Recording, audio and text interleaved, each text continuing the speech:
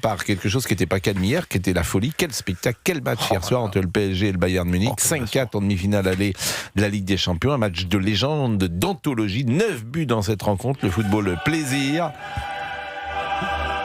La musique qui a été créée en 91 ou 92, elle a 35 ans cette musique. Elle est formidable parce que elle donne du prestige à la compétition. On a l'impression que c'est un air. Vous avez dit quelle année, pardon ?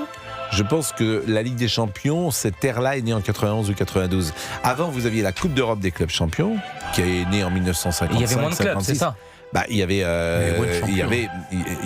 C'est-à-dire qu'il n'y avait qu'un représentant par nation, et il fallait être champion du pays pour concourir dans la Coupe d'Europe.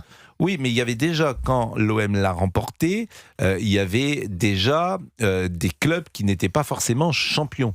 La Coupe d'Europe des clubs champions était ouverte uniquement aux champions nationaux. Or, la Ligue des champions est ouverte généralement aux 3, 4 ou 5 premiers. En France, je crois qu'il y a 4 représentants. En Angleterre, il y a 5 représentants. En Espagne, il y a 5 représentants, etc. Donc, en fait, tout ça est un business. Avant, tu avais très peu de matchs. Tu avais 32e, 16e de finale, et puis tu allais jusqu'au bout. Et aujourd'hui, il y a beaucoup de matchs parce que c'est médiatisé, parce que, par exemple, les demi-finales sont sur 2 jours. Hier, c'était sur Canal. Ce soir, c'est encore sur Canal, ce qui permet d'avoir 2 soirées télévisées pour le diffuseur qui achète à un Canal prix... était première chaîne hier, non ? Première chaîne nationale. Incroyable. C'est ça qui est tout à fait étonnant. C'est une chaîne cryptée qui est première chaîne nationale. Alors écoutez au son Paul Tchoukriel de Canal+, les premiers et deuxièmes buts du PSG. Le premier crochet de Gvara. Cette première gifle de Gvara. Corner pour Paris, bien frappé. En premier pour João Neves qui a surgi dans la nuit pour donner l'avantage à Paris. Qui a surgi dans la nuit. Eh bien, on va marquer une pause et puis on écoutera les 4e et 5e buts du Paris Saint-Germain et on sera avec Hervé Matou. Dis Matoutou. Non. Hervé Matou. Là, au téléphone ? Mais Hervé, il est là, Hervé ? Bien sûr qu'il est là. Bien sûr qu'il est là. Je suis fan d'Hervé, moi. Mais Hervé Matou, où c'est qu'Hervé Matou moi, je suis arrivé en TF1 en 1988. Hervé, vous êtes arrivé ou tu es arrivé en quelle année à TF1 ? En 90, cher Pascal. 2 ans après. Et c'était le plus doué de notre petite troupe. Il savait commenter, il savait faire du reportage, il était à l'aise en présentation, il était très doué, Hervé Matou. Et on se connaît donc depuis 36 ans. Et il a cette carrière magnifique que vous connaissez. Et il Moi, était je regarde depuis tout petit, j'adore Hervé, vraiment. Oui, alors ça, évidemment, on prend un coup de vieux quand on dit on te regarde depuis tout petit. Oui, quand pardon nous, Hervé, mais quand c'est vrai. Nous, on disait ça à Thierry Roland. Ça m'arrive de plus en plus souvent de croiser des gens assez vieux ça, qui me regardent depuis qu'ils sont petits. Ouais. Ça, c'est terrible. Et tu as beaucoup de chance, comme moi, parce que tu as connu Cognac Jay. On est Exactement. Et avoir connu Cognac Jay, c'est un autre monde. C'est Vous avez beaucoup travaillé ensemble ?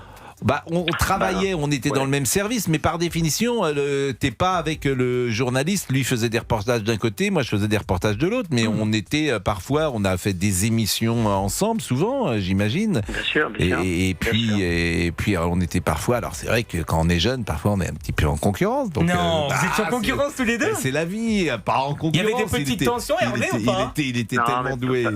Pascal avait pris le dessus sur tout le monde. J'avais pris le dessus de rien du tout. Il est 16h12 et je pensais à vous parce qu'on était ensemble pour la Coupe du Monde 1994, ça ferait 30 ans, et il y a une nouvelle Coupe du Monde aux États-Unis et c'est vrai qu'on était ensemble à Dallas, à Los Angeles à cette époque-là. Donc on va en parler avec Hervé et puis il va nous dire... je pourrais raconter des choses. C'est sur Pascal ? Oui, mais je m'abstiendrai aujourd'hui. On va rester sur une actualité heureuse. Hervé Matou est avec nous, ça nous fait plaisir. Il va nous dire d'abord le succès 2,9 millions hier et puis on parle du match. À tout de suite. Europe 1. Pascal Praud et vous. Il est 16h16 et nous sommes avec Sarah Salman, Roland Pérez, Gilbert Collard, Gauthier Lebret, Olivier Guénec et on sera tout à l'heure avec Pierre Chasseret qui viendra nous parler évidemment du prix du carburant, mais également en direct avec Hervé Matou, présentateur du Canal Champions Club. Écoutez Paul Tchoukriel de Canal+, hier soir qui commentait les 4e et 5e buts du PSG. Il y a de l'espace devant lui, Hakimi qui a attendu du soutien au deuxième.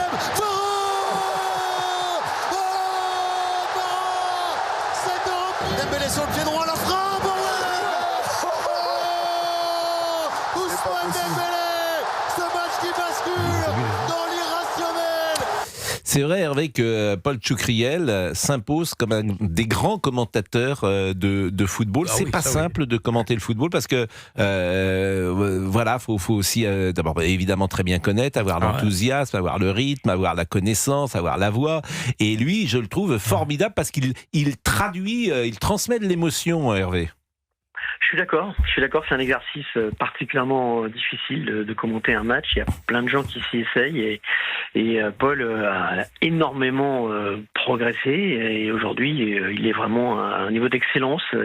Alors servi aussi par l'événement parce que il a la chance de tomber sur 2 saisons là exceptionnelles avec le titre de Paris la saison dernière et puis là le parcours qui est encore en cours.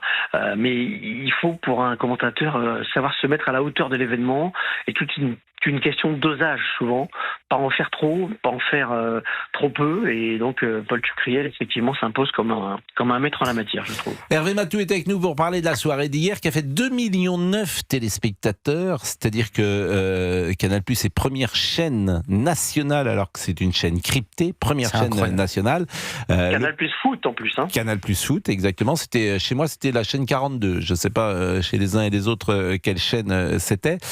C'est vrai que le Paris Saint-Germain, je disais, j'ai l'impression que le Paris Saint-Germain est la plus grande équipe française de tous les temps.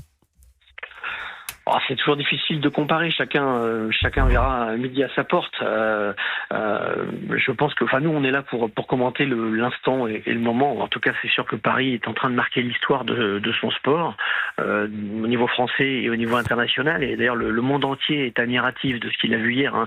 Les journaux internationaux parlent du match du siècle, ce qui est un petit peu s'avancer parce qu'il reste environ 70 ans avant la fin du siècle.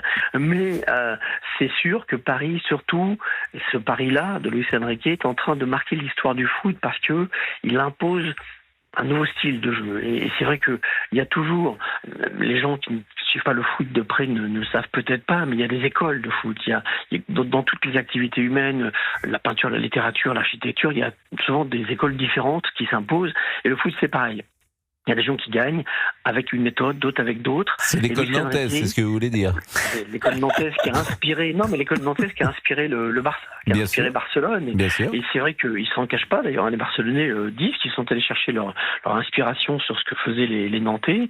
En tout cas, là, Luis Enrique, il invente quelque chose qui est nouveau, qui est une sorte de mélange entre le football total des années 70, le football de possession du Barça, justement, dont je parlais à l'instant. Voilà, quelque chose qui est singulier et qui, franchement, est en train d'ouvrir une ère. Alors, ça durera ce que ça durera, mais en tout cas, pour l'instant, c'est quelque chose qui est très marquant. Et vous animez ça de main de maître avec beaucoup d'expérience, beaucoup de classe. Il y a une troupe formidable autour de vous à Canal. Ces soirées sont un régal. Vous avez des Ginola, vous avez la Tour, vous avez toute l'organisation. Vous avez Laure Boulot qui est avec vous. Je trouve qu'il y a un moment, il y a une équipe et il y a quelque chose d'agréable à vous suivre. C'est un mélange de compétences, mais aussi de qualité et de plaisir et de convivialité. Donc c'est très agréable pour les téléspectateurs que nous sommes. Merci Pascal. Il y a Samir Nasri également, qui tout Marseillais qu'il est, sait apprécier le spectacle et la qualité de ce qui est donné par le Paris Saint-Germain. Vous le savez, vu votre passé, Pascal, lorsqu'on travaille dans le sport, on essaye de travailler au mieux, mais aussi on est un petit peu comme les commentateurs, on est toujours dépendant aussi des événements qui nous sont proposés finalement. Et c'est vrai que en ce moment, c'est une période agréable parce que on a des matchs formidables. Cette Ligue des Champions, faut reconnaître que la nouvelle formule nous offre des choses absolument exceptionnelles. Il y a eu un changement de règlement qui a pour moi révolutionné un petit peu aussi la manière d'aborder les matchs, c'est que on a mis fin au match, au but qui comptait double quand ils étaient marqués à l'extérieur, sans rentrer dans les détails, ça faisait rentrer un peu les entraîneurs dans des calculs un peu d'apothicaire. Là, aujourd'hui, on se rend compte que les entraîneurs, ils abordent chacun des matchs comme un match qu'il faut gagner, quel que soit le score. On gagne 3-2, on gagne 4-3, on gagne 6-4, c'est pas le problème, on essaie de gagner. Il n'y a plus de match aller-retour, le côté on est à l'extérieur, on est chez nous, et tous les matchs sont ouverts, et ça, c'est assez formidable. Exactement. Merci beaucoup et bonne suite. Le match retour, c'est mercredi prochain. C'est mercredi prochain. Puis il y a la deuxième demi-finale ce soir qui, je vous cache pas, est un petit peu moins glamour entre Atlético de Madrid et Arsenal, qui la cote du 5-5 est assez peu élevée. Ce sera 2 autres styles de sport, de foot, mais on va dire que les puristes apprécieront également. C'est ce soir. Et c'est sur Canal Plus Foot également ce soir. Non, Canal Plus Foot, Canal Plus ce soir. Canal Plus. Et la finale et la demi-finale retour mercredi prochain sera sur Canal Plus, accessible à tous les abonnés Canal. Ah, ça c'est formidable. Merci beaucoup, vraiment merci beaucoup Hervé Matou, 16h22. 16h-18h. Pascal Praud sur Europe 1. Et Roland Pérez disait qu'il n'a jamais vu un match de football. J'ai honte, franchement. Non mais ça j'y crois pas. Même pas de l'équipe de France ? Jamais. Mais moi non plus. J'ai honte. Alors. Non mais jamais vous êtes allé quand vous étiez enfant, par exemple, vous écoutiez pas le football, vous alliez voir. Qu'est-ce que vous avez fait comme sport ? La danse. Ah oui, effectivement. Mais je veux dire, j'ai honte parce que mes frères sont passionnés. Je vois bien que ça rassemble tout le monde, le foot aujourd'hui. Moi, je vois mes enfants ne regardent plus du tout la télévision. Ils regardent tous des films sur des plateformes, des séries. Et le seul moyen de regarder la télévision aujourd'hui, c'est cette messe du football. Donc, franchement, j'ai honte de ne pas me rassembler. Mais je ne connais même pas les règles. Sarah Salman, je crois que vous au même niveau que Roland Pérez, jamais regardé un match. Tu as fait de la danse toi aussi. De la danse classique. Tu vois. Et le camarade. Non, moi Le camarade Collard non plus.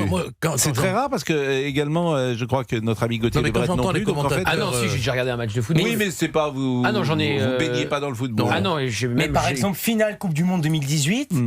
Vous n'êtes pas devant, Roland ? Si, bien sûr. Oui. Non, mais moi, quand j'entends les commentateurs de matchs de foot, j'ai l'impression d'avoir affaire à Champollion qui décrypte les hiéroglyphes, quoi. Oui, c'est donc vrai, c'est fascinant.